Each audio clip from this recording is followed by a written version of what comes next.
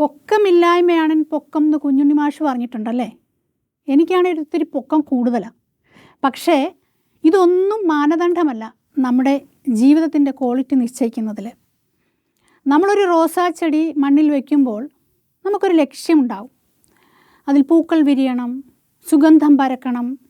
മറ്റു ചിലർക്ക് ഈ പൂക്കൾ പറിച്ച് പൂക്കച്ചവടം നടത്തി സമ്പന്നനാകാനും എന്തുമായിക്കോട്ടെ, നിങ്ങൾ ഒരു പ്രവൃത്തിയിൽ ഏർപ്പെടുമ്പോൾ അതിൻ്റെ ലക്ഷ്യം എന്താണെന്ന് നിങ്ങൾക്കറിവുണ്ടായിരിക്കണം.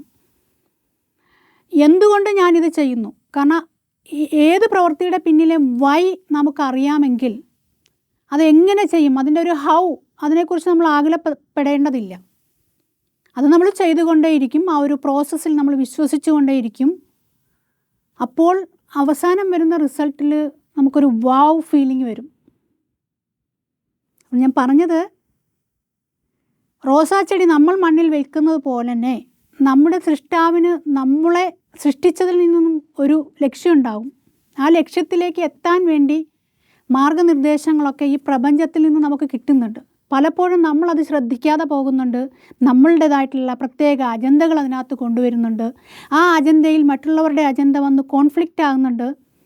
ഇതൊക്കെ ഒന്ന് ശ്രദ്ധിച്ചാൽ നമുക്ക് ഒഴിവാക്കാവുന്നതാണ്. ഓൾറൈറ്റ്.